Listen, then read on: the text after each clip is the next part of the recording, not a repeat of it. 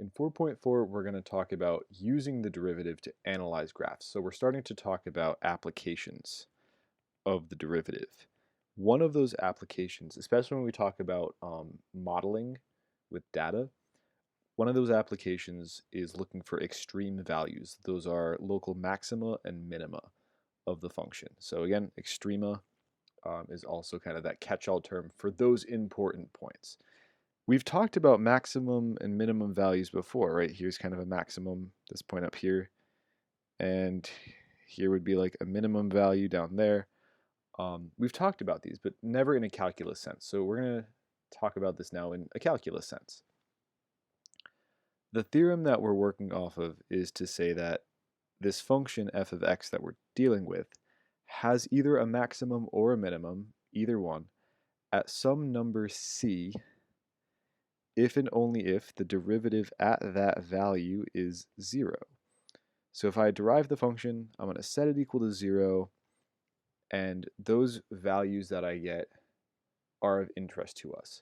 Well, remember that the calculus word for slope is derivative. So if we're dealing with derivatives, then we're dealing with slope, specifically points of 0 slope,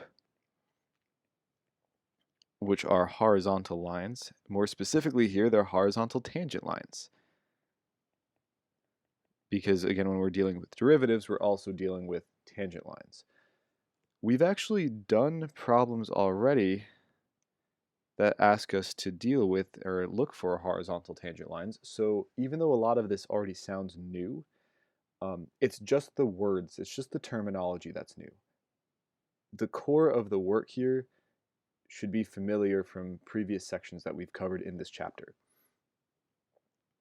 We're going to call these values that are of interest to us, these C's that provide a horizontal tangent, we're going to call them critical points or critical numbers.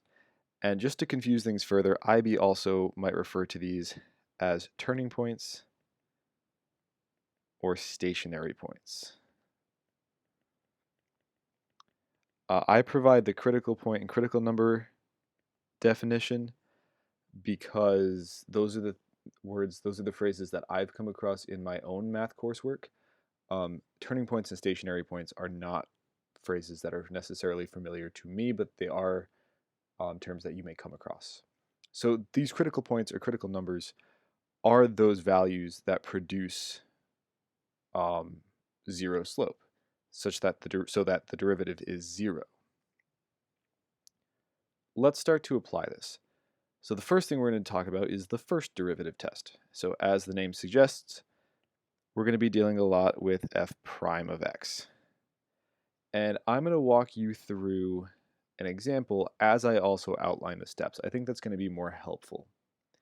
So as I've said before, as I said just a second or two ago, we're looking for maximum and minimum values, and in order to do that, we want to find the values that make the derivative equal to 0. So the first logical step would be to derive the function and set it equal to 0. So for our example, it's going to give us 3x squared plus 4x minus 5, and I'm going to set that equal to 0. Actually, I'm going to change the color of this too, just so it doesn't blend in with everything else. And the next thing I'm going to do, if I have an equation equal to 0, I should probably solve it. So I'm going to solve this equation, f prime of x equal to 0. This is going to give me my critical points. And if a method isn't specified, you can use any method you want. You can use the quadratic formula. You can use your calculator. You can factor if it's factorable. This one I don't believe is. I went ahead and used my calculator ahead of time, and I got 0.786 and negative 2.12. Again, you can just do that on your calculator, and that's something we can review in class if it's not something that you remember. Step 3, what we want to consider is we actually want to know the slope around these critical points, and that's actually going to tell us whether these points are maximum values or minimum values. So in order to do this, as if it were an inequality, we're going to make a sign chart.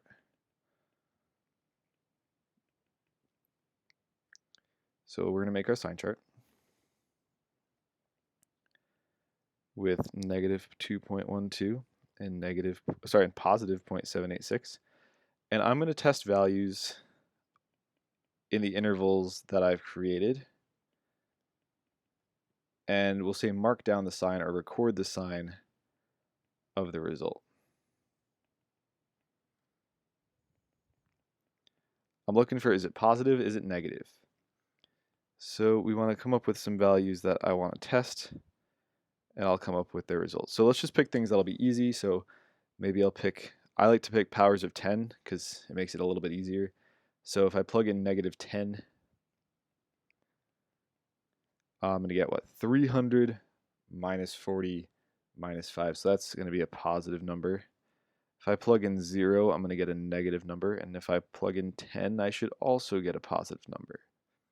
And we don't necessarily care so much about the sign, about the number, we just care about the sign. That's why I like picking big values, because it'll make the calculation a little bit quicker, or a little bit quicker to estimate in our head.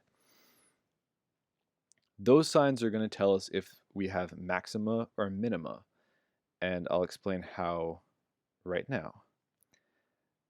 So our function f is increasing. We say it's an increasing portion of the function when f prime is positive. Right, so remember that this is kind of our notation for positive. And this is on some open interval.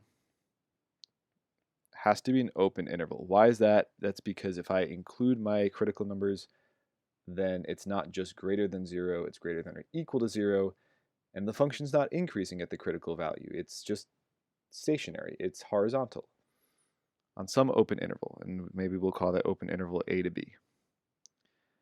Similarly, f is decreasing when f prime of x is less than 0. In other words, it's negative. So the connotation makes sense here: increasing positive, decreasing negative. And again, on some open interval a to b.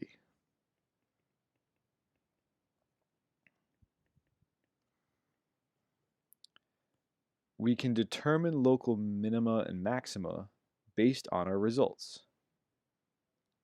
So f has a local maximum when f prime goes from, I want to make sure I get this right, goes from positive to negative around our value c.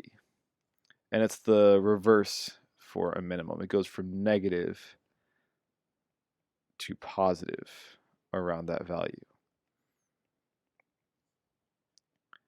So if I come back up here, this is going to tell us, if I want to look at these two critical numbers, this is going to tell us that 2.12, well, it goes from negative to positive, so that's going to tell me that this is a maximum, and 0.786 goes from negative to positive, so that's going to be a minimum.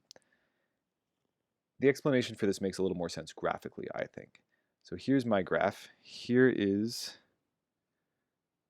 negative 2.12, whatever the y value is. We don't really know exactly. It looks like it's about 8-ish.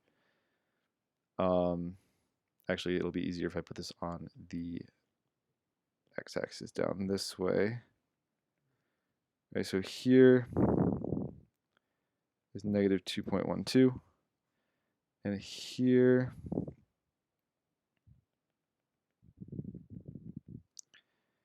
is 0.786, and you can see that, well, the function, sure enough, increases